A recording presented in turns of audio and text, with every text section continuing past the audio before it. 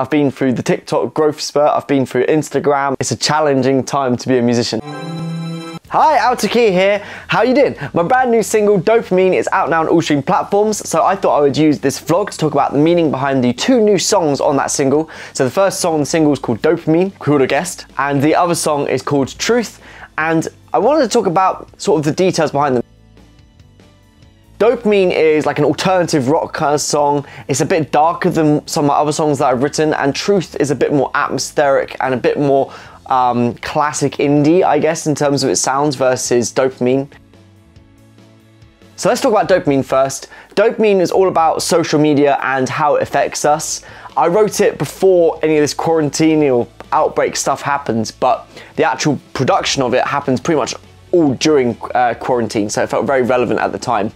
But it was basically at the start of when my TikTok was starting to take off in terms of social media, so I was receiving a lot of support, but I was also receiving a lot of hate as well. So I really wanted to capture kind of like the toxic nature of social media from that point of view, and how when you're on social media you feel like you've got to keep up this momentum, you're forever fighting a losing battle.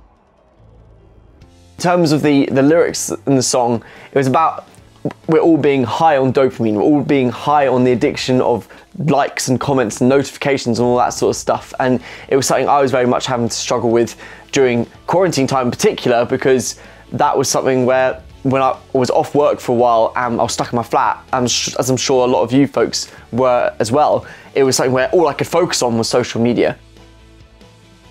In terms of inspirations for the song, I felt like I wanted to go a bit more of a weird kind of path of it in terms of its sound, so I felt like it's more like Radiohead than Coldplay in terms of its style. And I worked with Charlie Westropp on this one as the producer. He worked on Distant Love, so if you really like the sound of that one and you feel like Dopamine sounds similar, it's because it's from that point of view there was a lot of elements where Charlie brought those things to the table. But we really wanted to achieve something very different in its sound in terms of having like wall of sound moments, so some big moments where it's like the sound is just very, very loud, and then some quieter dynamic bits. So for that reason, sometimes I think it might have been a bit polarizing, because we were definitely trying to do a lot of that song and have a lot of weird things going on. And one thing, if you try to do experimental music, it's always very hard to appeal to everyone, but definitely it is a more experimental song in its nature. I think the hardest part of the song was just balancing up all the different instruments, because we've got strings, we've got intense drums, we've got some guitar, we've got some piano, we've got lots of different things, and it's very hard to fit them all in without making the mix too busy. So that was definitely a challenge, and I feel like Charlie really did a great job with that bit. Oh, and I guess one other thing I wanted to just briefly mention, the lyrics, it talks about like having brand new models are gonna fill the page of like social media page.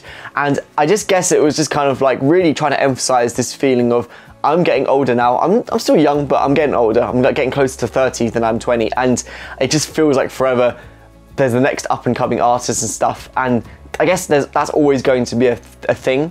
But for me, as someone who wants to have a music career, it can often be quite daunting and quite kind of pressuring, having to keep up that momentum, knowing that there's lots of other artists out there, especially younger artists as well. And I'm like, oh, I need to be constantly up on my game and being competitive. And I guess social media encourages that sort of almost aggressively competitive nature. And that's something I really don't like about social media. And I really wanted to get my feelings around that in the song as well. The second song on the single, Truth, I definitely felt, because it wasn't like the primary song on the single, we wanted to do something a bit different in terms of the introduction. So the introduction's got like an eerie, atmospheric introduction, and Jake, who's my producer on that song, he really helps me bring out those ideas, because I was basically saying to him, I was like, I want it to go, I'm not sure what kind of it should be, but he really helped bring out those ideas. And we almost went for a slightly like Violet Hill intro, if you've heard the song by Coldplay. So that's something we really wanted to get through there, and I think that's something that we achieved with it.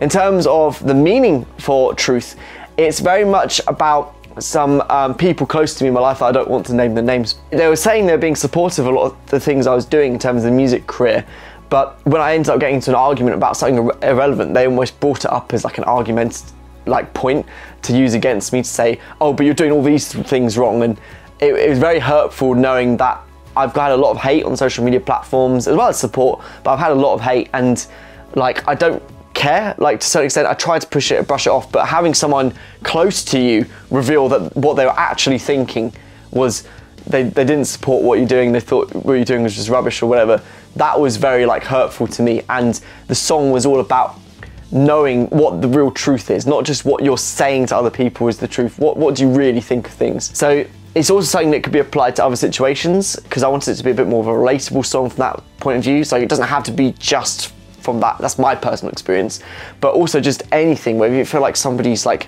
kind of withholding information from you, or like it's like a learning experience, like a coming of age kind of thing, in terms of understanding that people aren't always going to like what you do, and you need to accept that. And it's nice to know the truth, but you're not always going to know the truth. This song is a really fun song to sing because it's got some very like wolf howl, like woof, and just every time I sing it, I have like a great time singing that. In terms of the production of the song, we very much wanted to have a bit more of a strip back than Dopamine, which is very intense and big. And I'm not playing guitar on that one. Jake's actually playing the guitars. Jake, the producer, is also playing the guitar on that one, but I'm playing the piano. And we did this one entirely over quarantine. So it proves you can make an entire song end to end completely remotely. And this was like, that was a challenge as well. We didn't meet up in person for this. Everything from the very inception of the song and songwriting it all the way to producing it, nothing was in person. So very weird process, but pretty cool that we managed to pull it off, I think. But given both of the songs are about social media, if you ever want any tips, or if you ever want to just keep in touch on things, make sure you follow me over on Instagram, as well as on my main YouTube channel for music. I've been through the TikTok growth spurt, I've been through Instagram, I've been through all the different things, so it's constantly a challenge, we're constantly trying to evolve. It's a challenging time to be a musician. So that's all I had to say about the songs. Let me know what you thought about them down below. And in the meantime, make sure you like and subscribe, really helps out. Ring the bell for notifications, and I'll see you next time. Bye everybody, bye everybody. See ya.